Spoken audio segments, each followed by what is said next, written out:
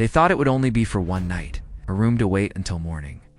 But the room was too small, the air too heavy, the heat too merciless.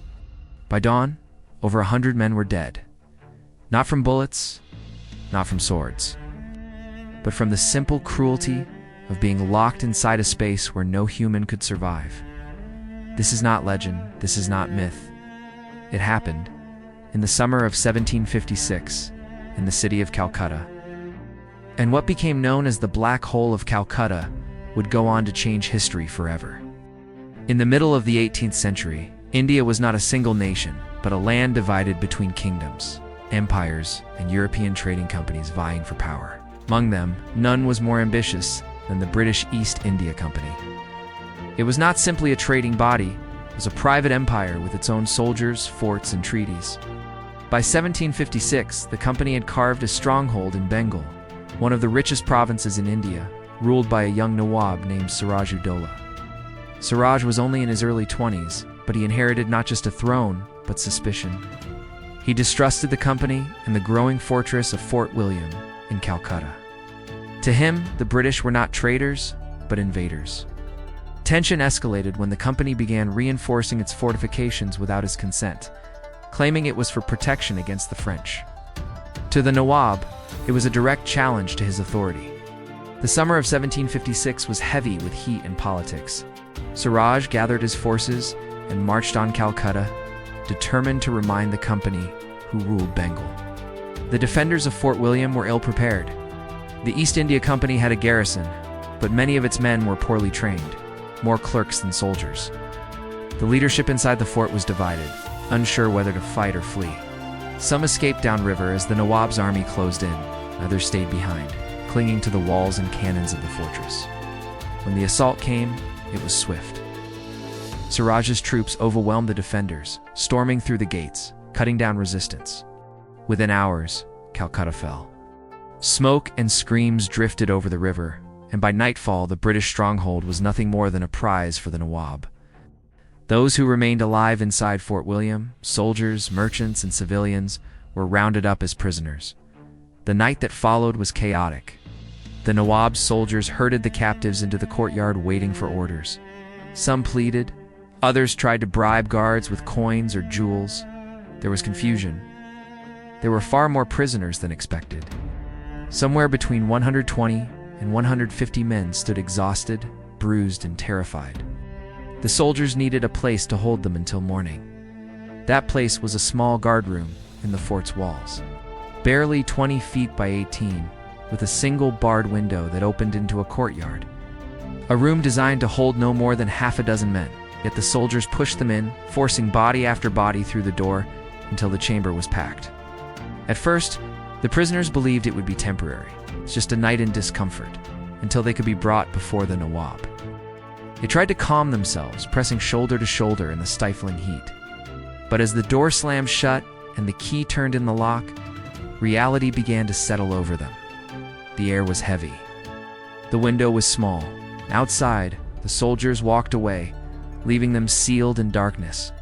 Minutes passed, then an hour. The air grew thick with sweat and breath. Those nearest to the window gasped at the faint breeze, while those at the back began to choke. Voices rose, pleading for water, begging for mercy, calling to guards who ignored them. Inside the cell, panic spread like fire. Some tried to push forward to the window, clawing for a moment of air. Others collapsed, trampled underfoot by desperate men pressing against the bars. The room became an oven, heat radiating off bodies, oxygen vanishing into the night. The cries turned to screams, then to incoherent raving. Men cursed, prayed, fought one another for space. As the hours dragged on, the chamber became a nightmare of delirium. Sweat dripped down the walls. Shirts were torn away, bodies slick and heaving. The strongest tried to hold their ground near the window, while the weakest fell, gasping in the crush. Some beat at the door with bloody fists. Others sank silently to the floor, their last breaths stolen by the airless dark. By midnight, many had already perished. By 3 a.m, only groans and choking sounds filled the blackness. Survivors would later speak of madness, of men biting, tearing, driven beyond reason by the sheer suffocating weight of the room. When dawn broke, silence settled inside the black hole. The door was unlocked at last, and the guards recoiled. Of the more than 100 crammed into that room, only a few dozen remained alive. Their bodies staggered into the courtyard, pale, gasping, blinded by the sun. Behind them lay a heap of corpses stacked in the small chamber like broken dolls. The survivors told the story again and again. The heat, the thirst, the cries for water, the fighting for breath. Their testimonies spread across Calcutta, then across the seas to London, where the event was reported with horror. Newspapers called it a massacre. Politicians called it a crime against empire. The truth was less clear. Historians would later argue about the numbers. Was it really 146 prisoners, or fewer? Was the black hole a deliberate punishment, or a terrible mistake of guards who underestimated the consequences? For the British, the details mattered less than the symbol. The Black Hole of Calcutta became a rallying cry, an excuse for vengeance, and a justification for tightening their grip on India. But beneath the politics and propaganda, one thing remained certain. That night, in a room too small to breathe, men suffered a death as cruel as any battlefield, not from bullets or blades, but from silence, heat, and the absence of air. And that leaves us with a question that lingers like the echo of a locked door. Was it chance, negligence, or the deliberate cruelty of men who knew exactly what they were doing? The morning after the tragedy, Calcutta was no longer a city of merchants and soldiers.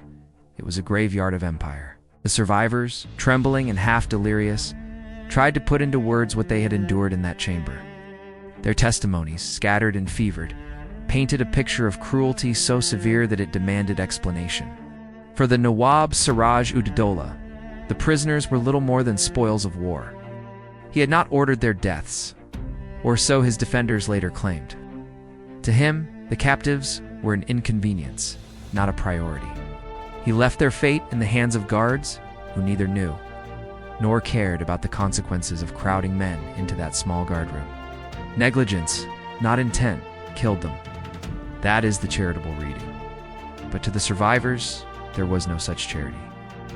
They believed they had been deliberately left to die, a punishment meant to humiliate and terrify the British presence in Bengal.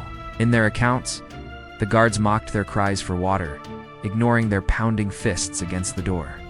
To them, this was no accident. It was murder by confinement. When word of the event reached London, it was not reported as a tragic mistake. It was amplified, sharpened, and transformed into a myth of atrocity. The newspapers called it a massacre. Politicians described it as barbarism, proof that the East India Company was not dealing with rulers of equal standing, but with despots who deserved no mercy. The Black Hole of Calcutta became a symbol, a justification for vengeance. And vengeance came swiftly. Robert Clive, one of the most ambitious military figures of the company, would return with reinforcements. Within a year, he faced Siraj-ud-Dowlah at the Battle of Plassey in 1757. It was a short, decisive conflict. Bribes, betrayal, and British firepower ended the Nawab's rule. Bengal fell under company control, and from there, the foundations of the British Raj were laid. In this way, the Black Hole did more than kill men. It killed trust, negotiation, and compromise. It lit the fire of conquest. A tragedy inside a prison cell became the cornerstone of an empire that would dominate India for nearly 2 centuries. But history, with its long memory, is rarely so simple. Later generations of historians began to question the details. Was it truly 146 men crammed into the cell, with only 23 surviving? Or had the numbers been exaggerated by British accounts to maximize outrage? Some evidence suggests there were fewer, perhaps 60 or 70. Still far too many for the space, but not the horrific crowd claimed in newspapers. Was Siraj-ud-Dowlah directly responsible, or was the blame inflated to justify his overthrow? What is undeniable is that men died in that chamber. But how many and why remains contested. The Black Hole of Calcutta lives on at the crossroads of fact and propaganda, a place where history becomes weaponized. For the British, it was a tale of victimhood turned into conquest. For Indians, it became a reminder of how easily narratives can be twisted to justify colonization. For modern historians, It is a case study in how suffering can be magnified or minimized, depending on who tells the story. And yet, beyond the numbers and politics, the human truth remains. Imagine the darkness of that room, the smell of sweat and fear, the sound of voices breaking into madness. That is the reality no historian can erase. The black hole forces us to confront a disturbing question. How much of history is about what truly happened, and how much is about what people needed to believe happened? Was the tragedy remembered because of the suffering itself, or because it served a greater narrative? The rise of empire, the fall of Bengal? In the end, perhaps the cruelest truth of the black hole is this: those who died there became more useful in death than they had ever been in life. Their final gasps were turned into words, their bodies into symbols, their pain into politics. They ceased to be men and became myth. The Black Hole of Calcutta endures. Not just as a room in a fortress, not just as a night of horror, but as a reminder of how thin the line is between memory and manipulation, between truth and story, between human lives and the purposes they are forced to serve. Because history is not only written by the victors, sometimes it is built upon the silence of the dead.